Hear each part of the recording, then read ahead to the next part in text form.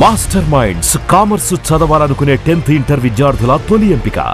రాష్ట్రంలో సంచలనం రేపిన గాదె సాయికృష్ణ కేసులో వైఎస్ఆర్సీపీ అధినేత మాజీ ముఖ్యమంత్రి వైఎస్ జగన్మోహన్ రెడ్డి రంగంలోకి దిగడంతో ప్రభుత్వం తత్రపాటుకు గురైంది.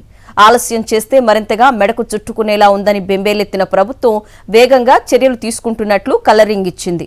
కృష్ణలంక సీఐని బలిపశువుని చేసి మిగతా పెద్దలందరూ బయటపడేలా పన్నాగం పన్నింది. కూటమి పాలనలో పోలీసులు ఇష్టారీతిన వ్యవహరిస్తున్న తీరును ఖండిస్తూ స్వయంగా వైఎస్ఆర్సీపీ అధినేత వైఎస్ జగన్మోహన్ రెడ్డి రంగంలోకి దిగడంతో కూటమి ప్రభుత్వంలో వణుకు మొదలైంది. వైఎస్ జగన్ గురువారం సాయికృష్ణ తల్లిని పరామర్శించగానే ప్రభుత్వం ఆఘమేఘాలపై కదిలింది. విజయవాడ నగర పోలీస్ కమిషనర్ గురువారం రాత్రి 11 గంటలకు సాయికృష్ణ తల్లి కుటుంబ సభ్యులను పిలిపించుకుని ఫిర్యాదు తీసుకుని అప్పటికప్పుడు కేసు నమోదు చేశారు. విచారణకు ఆదేశాలు జారీ చేశారు. మహిళా police station ACP why Daivaprasad ను విచారణాధికారిగా నియమించారు. అందులోనూ కృష్ణలంక సీఐ ఒక్కన్నే బలిపశువును చేసి మిగతా పెద్దలను తప్పించే ప్రయత్నం చేస్తోంది ప్రభుత్వం. ఇందులో భాగంగా కృష్ణలంక సీఐ నాగరాజుపై మాత్రమే పోలీసులు కేసు నమోదు చేశారు. ఈ లాకప్ డెత్ వ్యవహారం ప్రభుత్వ పెద్దలు, హోంమంత్రి, పోలీస్ బాస్ అందరికీ తెలిసినా మభ్యపెట్టే యత్నం చేశారు.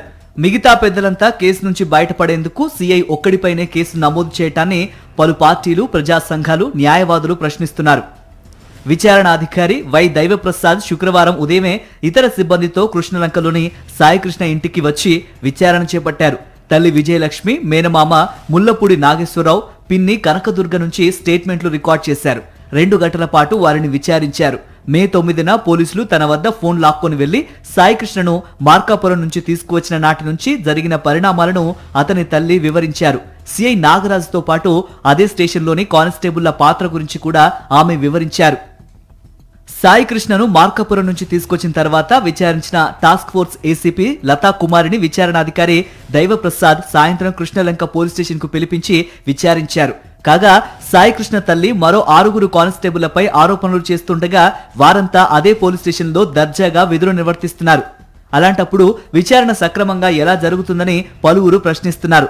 ఏదైనా ఆరోపణలు ఎదుర్కొంటోన్న వారిని విధుల నుంచి తప్పించి విచారణ జరిపించాలని కోరుతున్నారు. కాగా కృష్ణలంక పోలీస్ స్టేషన్లో క్లూస్ టీం, ఫోరెన్సిక్ బృందాలు శుక్రవారం తనిఖీలు చేశాయి. స్టేషన్లోని రికార్డులు పరిశీలించాయి.